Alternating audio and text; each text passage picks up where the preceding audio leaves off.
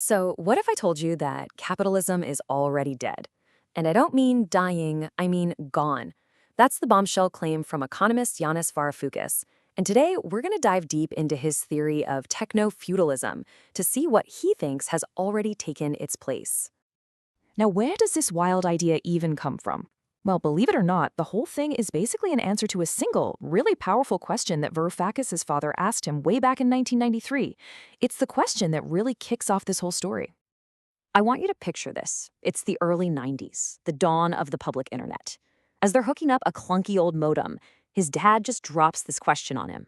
I mean, talk about foresight, right? Varoufakis' entire book is pretty much his very long, very detailed answer to that one moment.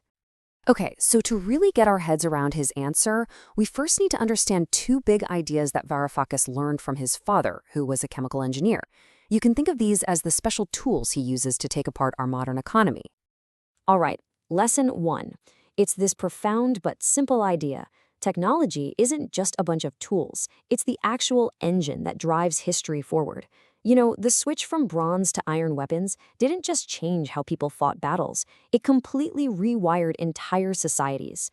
It's proof that technology is what really forces us to change. Lesson two is a bit of a mind bender, and it comes straight from Einstein, the idea of duality. Get this, light can be two completely opposite things at the exact same time. It's both a wave and a particle. Holding two contradictory truths in your head at once is absolutely key to understanding where he's going with this. So how does physics connect to economics? Well, Varoufakis takes this idea and applies it to us, to human labor. He says our work also has this dual nature. See, on one hand, there's the part your boss can actually buy, your time, your skills, the stuff on your resume. But on the other hand, there's a part they can never truly own, your creativity, your unique flair, that spark. And that distinction, it turns out to be incredibly important. Okay, so we've got our tools, right? Technology drives history, and some things can be two things at once. With those in our back pocket, we can finally take a look at what Varoufakis calls the grand finale of 20th century capitalism. He calls it the global minotaur, which is just an awesome metaphor. After 1971, the US economy became this giant beast sitting in the middle of the world's maze. It just devoured everything, all the exports from places like Germany, Japan, and later on China. And in return, it pumped a river of profits back out through Wall Street, which is what kept the whole global system humming. So this timeline really lays out the whole story for us. In 71, the Minotaur is born. In 93, his dad asked that killer question. And then, 2008, the Minotaur is killed, and according to Varoufakis, capitalism as we knew it dies right along with it. But here's the twist. No hero came along to slay this beast. And Varoufakis is telling it was more like a suicide, a victim of Wall Street's own out-of-control greed. The 2008 financial crash wasn't just some crisis for capitalism. He argues it was the death blow. But the most crucial part is what happened right after the crash. To save the system, central banks just printed trillions and trillions of dollars.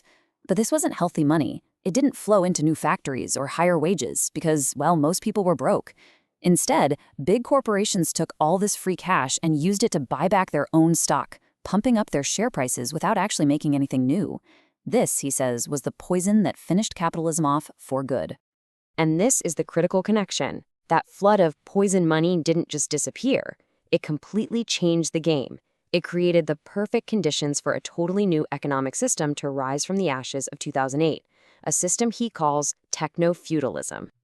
So let's do a quick refresher on classic capitalism, okay? The main stage is the market. You compete, you take risks, you produce things, and if you do it well, you earn a profit. Markets and profits, those are the two pillars of the whole system. But Varoufakis argues that is not the world we live in anymore. Today, the main arena isn't the market, it's the digital platform, Amazon, Google, Meta. And wealth isn't really generated through profit. It's generated through rent, which is extracted from us by the owners of these platforms, just like a feudal lord used to collect rent from the serfs living on his land. So in this new system, there's a new ruling class, and Varoufakis calls them cloudalists. They don't own factories in the old sense. They own something way more powerful, cloud capital. We're talking about the algorithms, the digital platforms, the whole network infrastructure that we all now live our lives on. So if they're the new lords, what does that make us? Cloud serfs? And just think about it for a second. We spend our time on their digital land. We scroll, we post, we review products, we train their AI with every single click. That experiential labor we talked about, the creative spark, we're giving it away for free, generating massive value that's captured entirely by the platform owners. We aren't their customers. We are the product and the workforce, tied to their digital fiefdoms. Which brings us all the way back to that incredible question from 1993. Did the internet doom capitalism? Varoufakis' answer is a resounding yes, but not in the way anyone could have predicted. It didn't just expose a weakness. It became the very territory, the digital land, on which a new, post-capitalist feudalism was built. And that leaves us with his final, pretty startling question to chew on. If Varoufakis is right, if we're not even living under capitalism anymore, what does it truly mean for our lives, our freedom, and our future to be serfs in a digital kingdom?